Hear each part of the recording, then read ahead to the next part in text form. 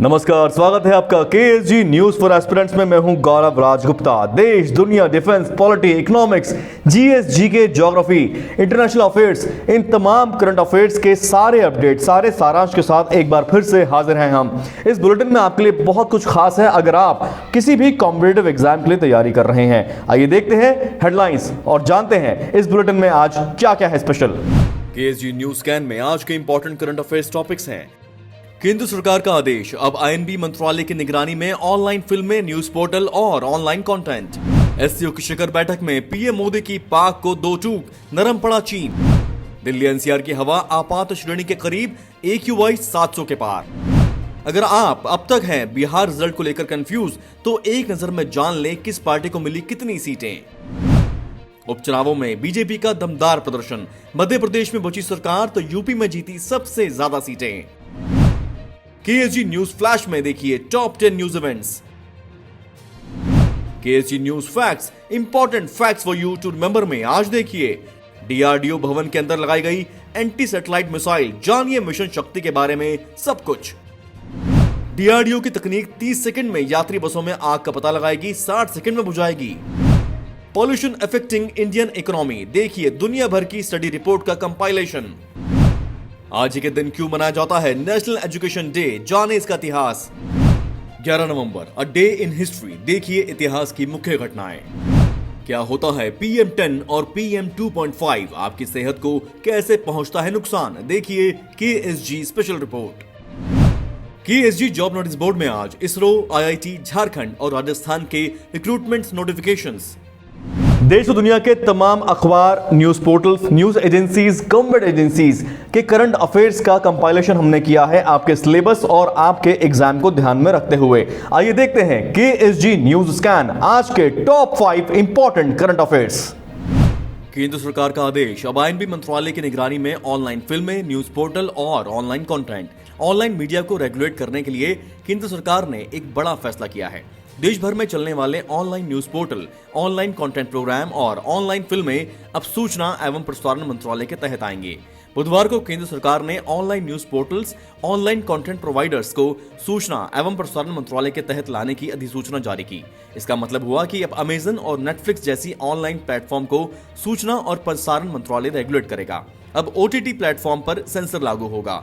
OTT platform self regulation चाहते थे, लेकिन सूचना एवं प्रसारण मंत्रालय की नामंजूरी के बाद सरकार ने बुधवार को एक गजट जारी कर इन्हें अपने दायरे में ले लिया।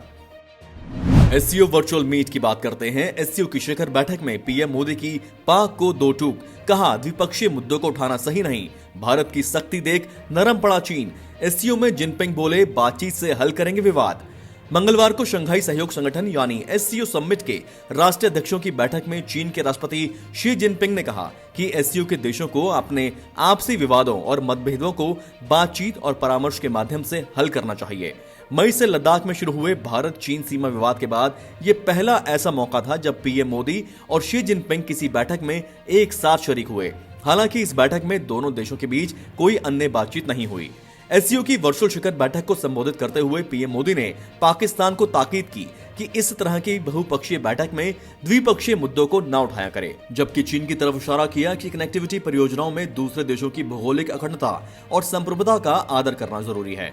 8 देशों के इस संगठन की वर्चुअल बैठक में मोदी जब उक्त बात बोल रहे थे, तब जिनपिंग और इमरान खान के अलावा रूस के राष्ट्रपति पुतिन भी उपस्थित थे। बैठक की अध्यक्षता पुतिन ने की थी। एससीओ समिट के दौरान अफगानिस्तान के राष्ट्रपति अशरफ गनी ने बताया कि कोरोना काल के दौरान बाजार की अनिश्चितता के बीच भारत ने 1 लाख टन गेहूं भेजा। भारत की इस मदद के लिए अफगानिस्तान के राष्ट्रपति ने पूरी दुनिया के सामने भारत को शुक्रिया कहा। दिल्ली एनसीआर की हवा आपात श्रेणी के करीब, AQI 700 के पार। दिल्ली एनसीआर में PM 2.5 लेवल 605 माइक्रोग्राम पर क्यूबिक मीटर दर्ज किया गया, जो सुरक्षित सीमा 60 माइक्रोग्राम पर क्यूबिक मीटर से 10 गुना ज्यादा है। सेंट्रल पोल्यूशन कंट्रोल बोर्ड के डाटा के मुताबिक PM10 का लेवल 777 माइक्रोग्राम पर क्यूबिक मीटर दर्ज किया गया। इस साल वायु प्रदूषण की अधिक गंभीर स्थिति के पीछे एक मुख्य वजह बारिश न होना है, जबकि हवा में नमी काफी ज्यादा है। इससे ना तो प्रदूषक तत्व छट पा रहे हैं और न हवा की रफ्तार बढ़ पा रही है।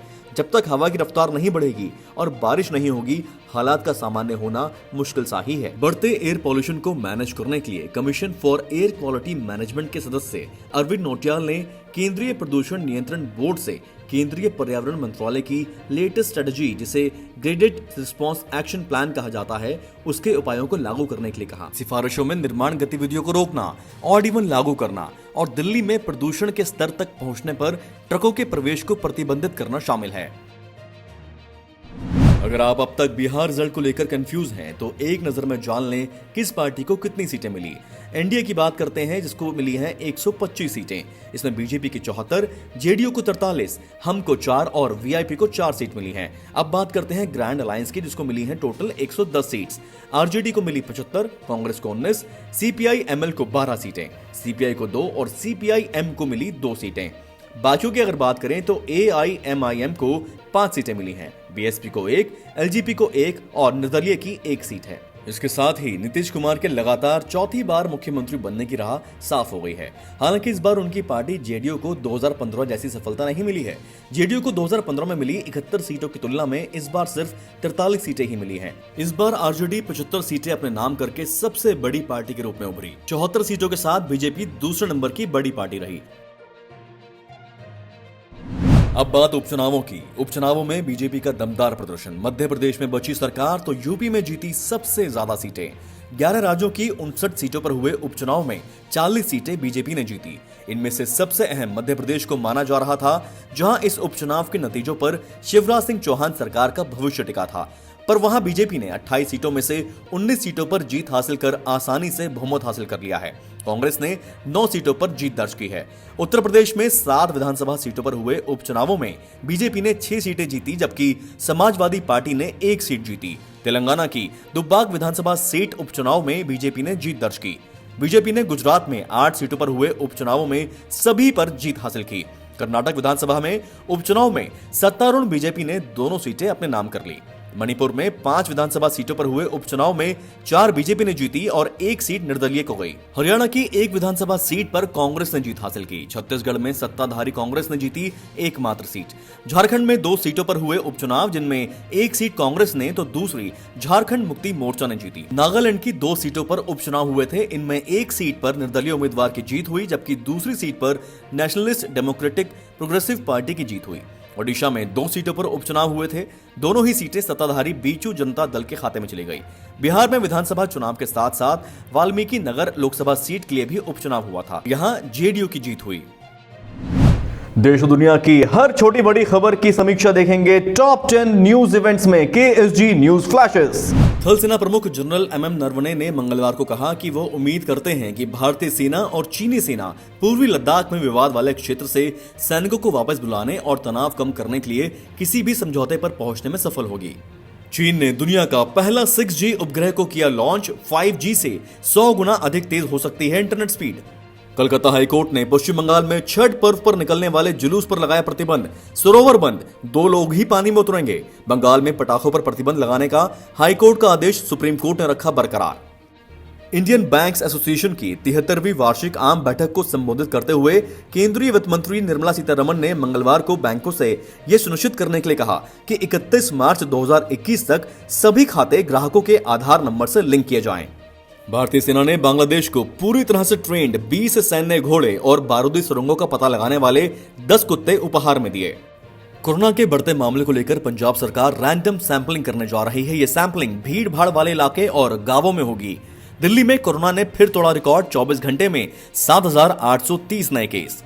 अमेरिका में कोरोना की नई लहर से हाहाकार। पिछले 24 घंटे में 2 लाख नए केस। एक्सपर्ट्स में चिंता। अपने सबसे घातक चरण में कोरोना महामारी। जॉन हॉपकिंस यूनिवर्सिटी के मुताबिक अमेरिका में लगातार 7वें दिन 1 लाख से ज्यादा नए केस। यूरोप में अब तक 3 लाख लोगों की मौत। ब्राजील में चीनी वैक्सीन के ट्रायल पर लगी रोक। वॉलंटियर्स को हुआ था गंभीर नुकसान। चीनी ड्रग मेकर सिनोवेक बायोटेक ने जुलाई में वैक्सीन का फेज 3 ट्रायल शुरू किया था। इसमें ब्राजील के बुटांटन इंस्टीट्यूट साझेदार था। ट्रायल 13,000 वॉलंटियर्स पर किया जाना था। विश्व की महानतम लड़ाइयों में शुमार सारागढ़ी की लड़ाई के नायक हवलदार ईश्वर सिंह समेत 21 योद्धाओं की प्रतिमा इंग्लैंड के वॉलरहैम्पटन में स्थापित की जाएगी। हवलदार ईश्वर सिंह ने सारागढ़ी की लड़ाई में 10,000 अफगान सैनिकों के सामने 21 सिख सैनिकों का नेतृत्व किया था। सारागढ़ी की लड़ाई 12 सितंबर 1897 को उत्तर पश्चिम फ्रंटियर प्रोविंस यानी खैबर पख्तूनख्वा पाकिस्तान में ब्रिटिश आर्मी की 36वीं सिख रेजिमेंट और पठानों के बीच हुई थी। पूरा इंग्लैंड हर साल 12 सितंबर को इन 21 सिख योद्धाओं के सम्मान में हर साल सारागढ़ी डे बनाता है। मुंबई इंडियंस रिकॉर्ड 5वीं बार बना आईपीएल चैंपियन। लगातार दूसरा टूर्नामेंट जीतने वाली दूसरी टीम मुंबई इंडियंस ने दिल्ली कैपिटल्स को फाइनल में 5 विकेट से हराया। टूर्नामेंट में सबसे ज्यादा रन बनाने के लिए ऑरेंज कैप किंग्स 11 पंजाब के कप्तान केएल राहुल के नाम 14 मैचों में बनाए थे 670 रन। 17 मैचों में 30 विकेट लेने वाले दिल्ली कैपिटल्स के तेज गेंदबाज कंगिसो रबाचा के नाम हुई पर्पल कैप। खबरों में छुपे वो इंपॉर्टेंट पॉइंट्स जो इंपॉर्टेंट फैक्ट्स बन जाते हैं। आइए देखते हैं KSG news facts, important facts for you to remember. DRDO Bhawan के अंदर एसैट यानी एंटी सैटेलाइट मिसाइल लगाई गई है। हाल ही में रक्षा मंत्री ने डीआरडीओ भवन में एक एंटी सैटेलाइट मिसाइल के एक मॉडल का उद्घाटन किया। एंटी सैटेलाइट मिसाइल सिस्टम को नेशनल टेक्नोलॉजिकल एडवांसमेंट के सिंबल के रूप में देखा जाता है। मिशन शक्ति के बारे में बात करते हैं। मिशन शक्ति भारत का पहला एंटी सैटेलाइट मिसाइल परीक्षण था जो 27 मार्च 2019 को ओडिशा के डॉक्टर एपीजे अब्दुल कलाम द्वीप से सफलतापूर्वक किया गया था। लियो यानी लो अर्थ ऑर्बिट में fast moving Indian orbiting target satellite को पिन पॉइंट सटीकता के साथ निशाना बनाया गया था।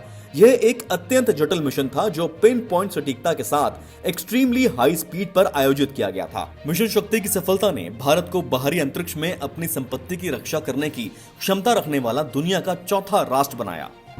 डीआरडीओ की तकनीक 30 सेकंड में यात्री बसों में आग का पता लगाएगी, 60 सेकंड में बुझाएगी। डीआरडीओ यानी defence research and development organisation ने यात्री बसों के लिए एफडीएसएस यानी fire detection and suppression system नाम की एक तकनीक विकसित की है। एफडीएसएस की मुख्य विशेषताओं की बात करते हैं। एफडीएसएस तकनीक 30 सेकंड से कम समय में बसों में आग का पता लगा सकती है और इसे 60 सेकंड में बुझा सकती है। इससे जीवन और संपत्ति के लिए खतरा काफी हद तक कम हो सकता है। इंजन के आग के लिए पैसेंजर कंपार्टमेंट और एरोसोल आधारित एफडीएसएस के लिए वाटर मिस्ट बेस्ड एफडीएसएस पर प्रदर्शन किए गए थे। इंजन के लिए एफडीएसएस में एक एरोसोल जनरेटर होता है जिसके सिस्टम एक्टिवेशन के 5 सेकंड के अंदर ही आग पर काबू पाना शुरू हो जाता है। प्रदूषण किस तरह से भारतीय अर्थव्यवस्था को नुकसान पहुंचा रहा है, इस पर बहुत सारी स्टडी रिपोर्ट्स हैं। आइए देखते हैं उनका सारांश। वर्ल्ड बैंक की एक रिपोर्ट के मुताबिक प्रदूषण से इकोनॉमी पर भी पड़ता है असर। प्रति सेकंड देश को 3,39,000 रुपए का होता है नुकसान। उत्पादकता में कमी आती है और स्वास्थ्य पर खर्च बढ़ जाता है। साल की शुरुआत में अंतर्राष्ट्रीय संस्था Greenpeace South East Asia ने centre for research on energy and clean air के साथ मिलकर एक रिपोर्ट तैयार की थी जिसमें कहा गया था कि भारत के कुल जीडीपी में प्रदूषण से 10.7 लाख करोड़ रुपए की चपत लगेगी जो कि जीडीपी का 5.4% होगा। प्रदूषण की शुरुआत से पहले ही दिल्ली एनसीआर सहित कई शहरों में ग्रिडेड एक्शन रिस्पांस लग जाता है। प्रदूषण फैलाने वाले वाहनों और फैक्ट्री को बंद करने का अर्थव्यवस्था पर काफी असर होता है। कई ग्लोबल स्टडी में ये सामने आया है कि प्रदूषण भारतीय अर्थव्यवस्था को काफी महंगा पड़ रहा है। साल 2016 में आई वर्ल्ड बैंक की एक रिपोर्ट में खुलासा हुआ था कि साल 2013 में वायु प्रदूषण की वजह से ही भारत ने जीडीपी का 8.5% हिस्सा खो दिया था। ऐसा लोक कल्याण के लिए किए जाने वाले काम पर खर्च बढ़ने और श्रम के घंटे में कमी की वजह से हुआ। OECD की साल 2016 की एक स्टडी के मुताबिक भारत में वायु प्रदूषण का मुख्य असर उत्पादकता और कृषि उत्पाद पर पड़ा है। मिडिल इनकम वाले देशों में 7% हेल्थ केयर खर्च की मुख्य वजह प्रदूषण ही है। WHO रिपोर्ट के मुताबिक हर साल होने वाली 88 लाख मौतों के लिए जिम्मेदार वायु प्रदूषण है। 11 नवंबर को ही क्यों मनाया जाता है नेशनल एजुकेशन डे? आइए जानते हैं इसका इतिहास। इतिहास में 11 नवंबर का दिन बेहद खास है क्योंकि इस दिन महान फ्रीडम फाइटर और पहले शिक्षा मंत्री मौलाना अबुल कलाम आजाद का जन्म हुआ था। बतौर शिक्षा मंत्री रहते हुए उन्होंने इस क्षेत्र में आधुनिक शिक्षा पद्धति से लेकर कई बेहतरीन काम किए थे। अबुल कलाम का जन्म 11 नवंबर 1888 को हुआ था। शिक्षा के क्षेत्र में उनके योगदान को ध्यान रखते हुए मानव संसाधन विकास मंत्रालय ने 11 सितंबर 2008 को ऐलान किया था कि 11 नवंबर को शिक्षा दिवस के रूप में मनाया जाएगा। अबुल कलाम ने शिक्षा के स्तर को बढ़ाने के लिए बहुत से स्कूल, कॉलेज, विश्वविद्यालय, IIT, IISc, school of architecture and planning की स्थापना की और साथ ही AICTE और UGC जैसे उच्च निकायों की स्थापना करवाने में भी इनका महत्वपूर्ण योगदान है। उन्होंने शिक्षा और संस्कृति के विकास के लिए 1953 में संगीत नाटक अकादमी, 1954 में साहित्य अकादमी और ललित कला अकादमी जैसे उत्कृष्ट संसाधनों की भी स्थापना की। शिक्षा के क्षेत्र में अप्रतिम योगदान के लिए मौलाना आजाद को भारत रत्न से भी सम्मानित किया गया है। 11 नवंबर, डे इन हिस्ट्री। पहला विश्व युद्ध 28 जून 1914 को ऑस्ट्रिया हंगरी के युवराज की हत्या से शुरू हुआ और 11 नवंबर 1918 को खत्म हुआ। करीब 4 साल तक चले इस महायुद्ध में 1.7 करोड़ लोगों की मौत हुई थी। इस महायुद्ध में लाखों भारतीय सैनिक ब्रिटेन की ओर से लड़े। पहले विश्व युद्ध वाले दिनों में मिडिल ईस्ट भेजे गए भारतीय सैनिकों में से 60% मेसोपोटामिया, जो वर्तमान इराक है, वहां और 10% मिस्र में और फिलिस्तीन में लड़े। इन देशों में वे लड़ाई से ज्यादा बीमारियों से भी मारे गए। दिल्ली NCR में प्रदूषण बढ़ रहा है लगातार। आप ये 2 शब्द सुन रहे होंगे, PM10 और PM2.5। आखिर ये PM10 और 2.5 होते क्या है इनके मायने, इसके बारे में जानिए सब कुछ। देखिए KSG स्पेशल रिपोर्ट। दिल्ली और NCR में बेतहाशा बढ़ता प्रदूषण का लेवल खतरनाक हालात की ओर इशारा कर रहा है। प्रदूषण की वजह से इन दिनों ये 2 शब्द सबसे ज्यादा चर्चा में हैं, PM10 और PM2.5। दरअसल PM10 और PM2.5 ही प्रदूषण फैलाने में सबसे बड़ा किरदार निभाते हैं। ये कण इतने छोटे होते हैं कि सांस के जरिए आसानी से हमारे लंग्स में पहुंच जाते हैं और हमारी सेहत के दुश्मन बन जाते हैं। आमतौर पर लोग इन कणों के बारे में नहीं जानते, लेकिन इससे बचाव के लिए इसे जानना भी जरूरी है। PM2.5 का कण इतना छोटा होता है कि इसे जानने के लिए ऐसे समझिए कि एक आदमी का जो बाल है उसका लगभग 100 माइक्रोमीटर होता है। इसकी चौड़ाई पर PM2.5 के लगभग 40 कणों को रखा जा सकता है। आइए दोनों कणों के बारे में जानते हैं कि ये हमें कैसे नुकसान पहुंचाते हैं। पहले बात करते हैं PM10 की। PM10 को पर्टिकुलेट मैटर कहते हैं। इन कणों का साइज 10 माइक्रोमीटर या उससे कम व्यास वाला होता है। इसमें धूल, गर्दा, धातु के सूक्ष्म कण शामिल होते हैं। PM10 और 2.5 धूल, कंस्ट्रक्शन और कूड़ा और पराली जलाने से ज्यादा बढ़ता है। PM2.5 की बात करते हैं। यह हवा में घुलने वाला छोटा पदार्थ है। इन कणों का व्यास 2.5 माइक्रोमीटर या उससे भी कम होता है। PM2.5 का स्तर ज्यादा होने पर ही धुंध बढ़ती है, विजिबिलिटी का स्तर भी गिर जाता है। कितना होना चाहिए PM10 और 2.5?